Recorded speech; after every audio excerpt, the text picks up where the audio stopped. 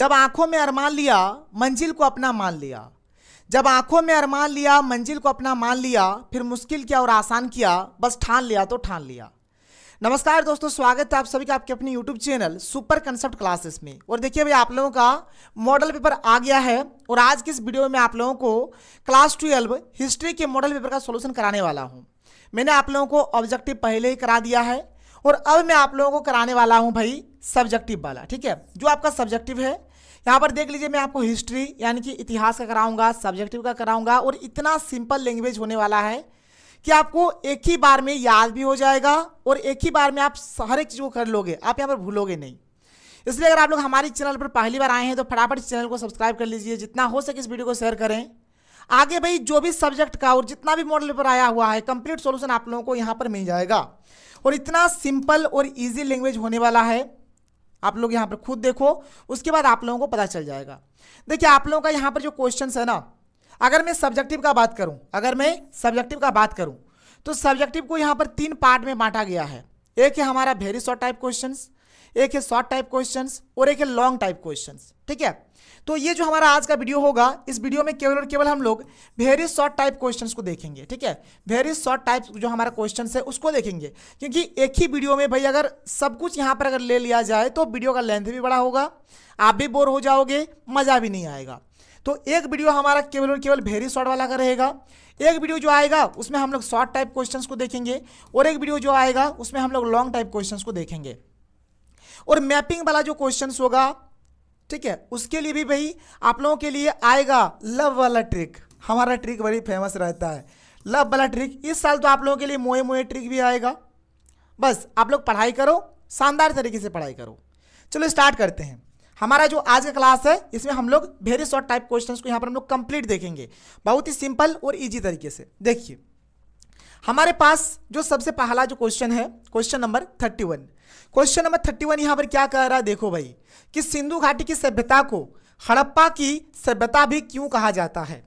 जो सिंधु घाटी की जो सभ्यता है इसको हड़प्पा सभ्यता भी क्यों बोला जाता है। तो सबसे पहला बात, जैसे ये जो सिंधु घाटी सभ्यता है इसका नाम सिंधु घाटी सभ्यता क्यों पड़ा, इस चीज को पहले जानो।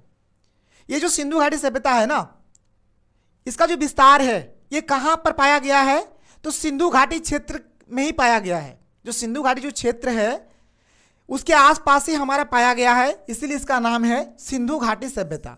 और ये जो सिंधु घाटी सभ्यता है इसमें बहुत सारे शहरों या फिर नगरों का उत्खनन किया गया है या फिर खोज किया गया है, बहुत सारे, जिसमें हमारे हड़प्पा है, मोहनजोदड़ो है, कालीबंगा है, लोथल है, ऐसे बहुत सारे हैं। तो यहाँ पर ये जो हमारा सिंधु घाटी सभ्यता है ना, इसमें जो सबसे पहले वह कौन सा शहर था या फिर वह कौन सा नगर था जिसका खुदाई हुआ था या फिर जिसको खोजा गया था, तो सबसे पहले खोजा गया था हड़प्पा को। सबसे पहले किसको खोजा गया था, हड़प्पा को। सबसे पहले हड़प्पा को खोजा गया था, इसीलिए इसका नाम हड़प्पा सभ्यता पड़ा। आप यहाँ पर देख लो, मैंने वही चीज को लिख दिया है। देखो, सिंधु घाटी सभ्यता का विकास सिंधु नदी घाटी के आसपास के क्षेत्र में हुआ था, इसलिए इसे सिंधु घाटी सभ्यता कहते हैं। इसलिए इसे क्या कहते हैं, सिंधु घाटी सभ्यता कहते हैं। यह सभ्यता की खुदाई सबसे पहले हड़प्पा नामक स्थल पर हुई थी, इसलिए इसे हड़प्पा सभ्यता भी कहा गया है। ठीक है, कहा गया या फिर कहा जाता है, आप यहाँ पर कहा जाता है भी लिख सकते हो। मतलब जो खुदाई हुआ है सबसे पहले कौन स्थान से हुआ है, तो हड़प्पा नामक स्थान से ही हुआ है। और ये हड़प्पा अभी वर्तमान समय में कहाँ है भाई, तो पाकिस्तान में है। कहाँ पे है, तो पाकिस्तान में है। ये सब चीज़ भी आप लोग जान लो। ये हुआ हमारा फर्स्ट क्वेश्चन का आंसर। आप ऐसे लिख देना, सिंपल तरीका है। आप इसको ऐसे भी लिख सकते हो कि सिंधु घाटी सभ्यता जो है इसमें सबसे पहले हड़प्पा नामक स्थान का खुदाई हुआ था या फिर खोज हुआ था, इसीलिए इसको हड़प्पा सभ्यता के नाम से भी जानते हैं। बात सिंपल, कितना इजी है, आप कर लोगे। चलो आगे बढ़ो। इसके बाद आगे चलते हैं। अगला क्वेश्चन देखो, क्वेश्चन नंबर 32 क्या है, कि भारतीय पुरातत्व का जनक किन्हें कहा गया है। तो भारतीय पुरातत्व का जो जनक है कनिंघम को बोला गया है। कनिंघम किसको, कनिंघम को। ध्यान सुनो, किसको बोला गया है, कनिंघम को। आज देखिए कनिंघम का पूरा नाम क्या है, सर अलेक्जेंडर कनिंघम। इसका पूरा नाम है सर अलेक्जेंडर कनिंघम। तो सर अलेक्जेंडर कनिंघम को भारतीय पुरातत्व का जनक कहा गया है। भारतीय पुरातत्व का जनक किसे कहा गया है? तो कनिंघम को, अलेक्जेंडर कनिंघम को। लिख लोगे, कोई दिक्कत नहीं है। आगे चलो, अगला question, question number 33, very important और अच्छा वाला क्वेश्चन है। और इस क्वेश्चन को हम लोगों ने ऑब्जेक्टिव में भी देखा था और दोनों चीज को मैंने आप लोगों को वहां पर बताया था। क्वेश्चन है कि अशोक के अभिलेखों को सर्वप्रथम किसने पढ़ा? अशोक का जो अभिलेख है उस अभिलेख को सबसे पहले किसने पढ़ा था भाई? ये चीज यहां पर पूछा गया है। तो जेम्स प्रिंसेप ने सबसे पहले पढ़ा है। देखो ध्यान से, ये आपको लिखना नहीं है, ये जो मैंने लिखा है भाई ये आपको लिखना नहीं है, ये आपके नॉलेज के लिए है, ये आपके नॉलेज के लिए है, इसको मत लिखो। क्योंकि एग्जाम में जितना क्वेश्चन में, मतलब देखिए जो एग्जाम होगा ना उसमें क्वेश्चन में जितना बोला जाएगा आपको उतना ही लिखना है, उससे ना ज़्यादा लिखो उससे ना कम लिखो, जितना बोला गया है बस उतने काम करो, ठीक है। तो यहाँ पर हमें ये बोला गया है कि अशोक के अभिलेखों को सर्वप्रथम किसने पढ़ा? तो जेम्स प्रिंसेप ने अशोक के अभिलेखों को सर्वप्रथम पढ़ा। ये हो गया आंसर, ये आंसर हो गया। इसको मैंने आपकी जानकारी के लिए लिख दिया है। मान के चलो कि क्वेश्चन ऐसे ना आए, क्वेश्चन ऐसे आए कि अशोक के शिलालेख की खोज किसने किया था? किसने किया था? पादरेटी फेंथेलर ने। मैंने आपको वहां भी बताया था भाई, ऑब्जेक्टिव में भी इस चीज को बताया था, दोनों चीजें बताया था। तो आप एक चीज जानो, ये जो आपका वेरी शॉर्ट टाइप क्वेश्चन आ रहा है ना, ये भी मतलब एक प्रकार से आपका यहाँ पर ऑब्जेक्टिव टाइप का ही है। हाँ थोड़ा बहुत किसी किसी में लिखना होगा, लेकिन ऑब्जेक्टिव टाइप का ही आपको यहाँ पर ये भी चीज मिल रहा है। आगे चलो, अगला क्वेश्चन देखो, क्वेश्चन नंबर 34, सांची का स्तूप कहाँ स्थित है? तो ये जो सांची का स्तूप है ये मध्य प्रदेश में स्थित है, मध्य प्रदेश में। सिंपल सा बस भाई आप ये आंसर लिख दो, आपका बेड़ा पार, आपका बेड़ा पार। लेकिन अगर आप चाहते हो कि नहीं सर हम और थोड़ा बड़ा करके लिख सकते हैं क्या? बिल्कुल लिख सकते हो। देखो आप अगर इसको लिख देते हो तब भी आपको फुल मार्क्स मिलेगा, अगर आप इसको लिखोगे ऐसे लिखोगे तब भी चलेगा कि सांची का स्तूप भारत के मध्य प्रदेश राज्य के रायसेन जिले में सांची नामक गांव में स्थित है। देखो सांची का स्तूप कहाँ है भाई? तो पहला बात तो मध्य प्रदेश जो हमारा ये राज्य है, ठीक है, इसका एक जिला है रायसेन जिला, और इस रायसेन जिला में एक तो गांव है। कौन सा गांव? सांची नाम का एक गांव है, वहीं पर सांची का स्तूप स्थित है। बात क्लियर, कोई दिक्कत नहीं है। तो आप इसको इस प्रकार से लिखो तब भी आपका सही है। अगर आप इसको सिंपल से अगर मध्य प्रदेश लिख दोगे तब भी आपका सही है, मतलब गलत आपका नहीं होगा। Question number 34 clear. Question number 35 की ओर बढ़ते हैं। क्वेश्चन नंबर 35 देखो क्या है कि इब्न बतूता कहाँ से आया था?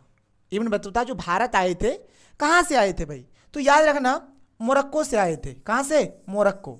इब्न बतूता कहाँ से आए थे? तो मोरक्को से आए थे। और हिस्ट्री में मैंने देखा भाई इतना सिंपल सिंपल क्वेश्चन दिया गया है, चाहे आप शॉर्ट टाइप क्वेश्चंस का बात करो, लॉन्ग टाइप क्वेश्चंस का बात करो, या फिर यहाँ पर वेरी शॉर्ट टाइप क्वेश्चंस बात करो, या फिर जो हमारा ऑब्जेक्टिव था ना, ऑब्जेक्टिव भी बहुत ही अच्छा था। हाँ ऑब्जेक्टिव में दो तीन क्वेश्चन ऐसा था जो शायद आप लोगों ने अभी तक नहीं पढ़ा था, तो वहाँ से कुछ मतलब नए नए क्वेश्चन हमें देखने को मिले हैं।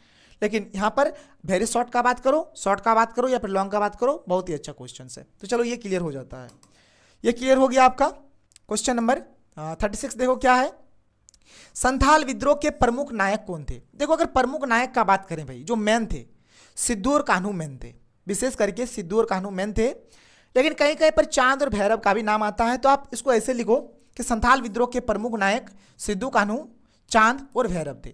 लेकिन मैं आपको अभी भी बोल रहा हूं जो मैन जो थे सिद्धू और कान्हू थे, सिद्धू और कान्हू ही विशेष करके इसमें मैन थे। बात क्लियर, समझ में आ रही है आपको? चलिए आगे बढ़िए, पूरा लिख देना सही हो जाएगा। क्वेश्चन नंबर 37 क्या है भाई? असहयोग आंदोलन का प्रारंभ किसने और कब किया? देखिए यहाँ पर असहयोग आंदोलन बोलिए, सत्याग्रह आंदोलन बोलिए, तो या फिर जैसे आपका दांडी यात्रा या फिर दांडी मार्च, नमक यात्रा, ये सब जो है ये मतलब मैक्सिमम आप याद रखना भाई, जो भी यहाँ पर आंदोलन महात्मा गांधी ने ही करवाए हैं।